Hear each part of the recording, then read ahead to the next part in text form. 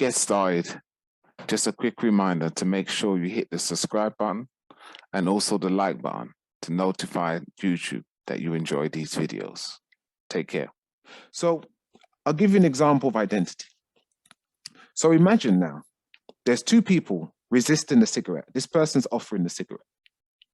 And when offered a smoke, the first person says, "No, thanks, I'm trying to quit." The second person declines, saying, "No, thanks, I'm not a smoker."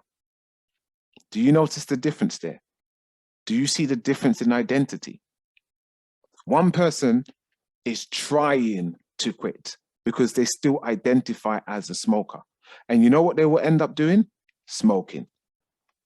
Whether they say no at that time when the situation gets too difficult or they're feeling stressed or something triggers them, the cue to create the routine, the behavior, having a smoke, which will give them the reward, relief, feeling better, calmer, they will get back to it. But the second person, because their identity is, "I'm not a smoker," that's not an option for them. And so it's really important to recognize what's your identity in a situation. What's your identity about yourselves? What's your identity about your business? What's your identity about your health, your finances, your relationships? Whatever your identity is will rule the decisions you make. And so when we are holding on to an old identity, who you was last year, 5 years ago, 10 years ago, it can still sabotage your plans today to make changes. Because remember, everything that we have experienced is housed in the Amazon warehouse of our subconscious mind. You are the person, by consciously thinking, will determine what stuff your subconscious mind will bring out as a reality to you. There's a saying that says, we do not see things as they are, we see things as we are. And your identity will determine how you see things. What could seem impossible to one person is possible for another person because of how they see it, their identity. And so with whatever challenges you're facing, with whatever difficulties, with whatever it is that you need to do, it's your mindset, it's the systems you put in place that will determine that. But your identity is your settling point. If you believe that something is capable and possible for you to achieve, you do all that you need to do to make that happen. But if you believe something is beyond your reach, you cannot do that, you're not able to do it, that's your settling point. You will give up, you'll say no, you will let go. As the example with the smoker, eventually they will take the cigarette. And so it's important, your identity is essential. So as we pull the curtain on this, as we really get to the understanding of this, you have to recognize that behind every system of actions are a system of beliefs. So whatever systems you put in place are based on what you believe about that, and about your potential, and about your abilities, and about your capabilities. And these sets of beliefs and assumptions are what shape the system. And they are the identity behind the habits. And this is why when people are trying to break bad habits, but haven't even taken time to look at the beliefs and the identity, they wonder why they can never do it. Because there is a structure, an order, and a rank to changing a habit. And it starts with your identity.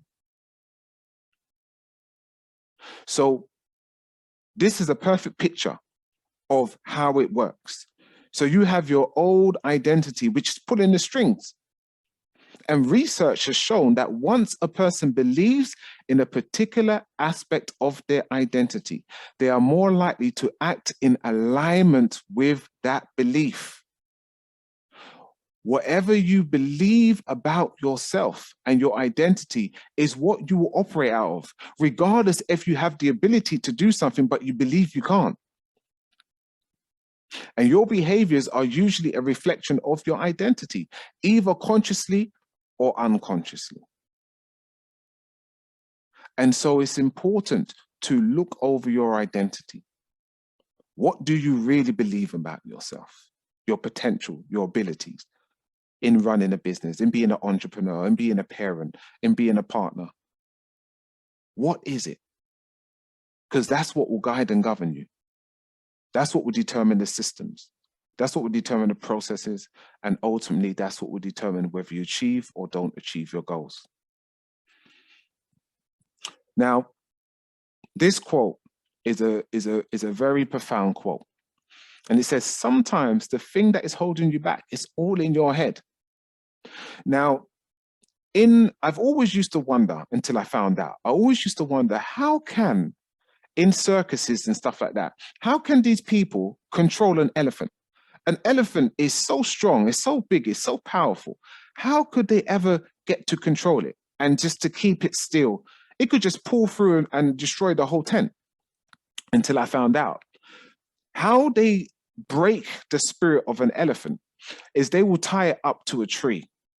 And the elephant will pull and it will pull and it will pull and it will pull to try and escape until eventually its spirit gets broken. And it says, what's the point? And it stays still. Once they see that it's no longer trying to resist, they take it away from the tree and they'll tie it to a chair. And in the elephant's mind, the identity is, I can't break free.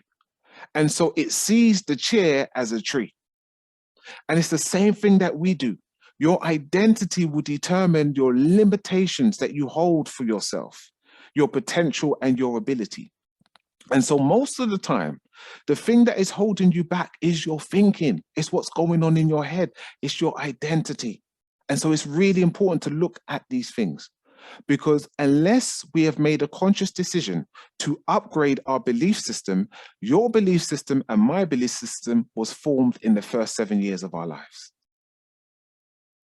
And so sometimes we are holding on to outdated and old belief systems that's keeping us bound.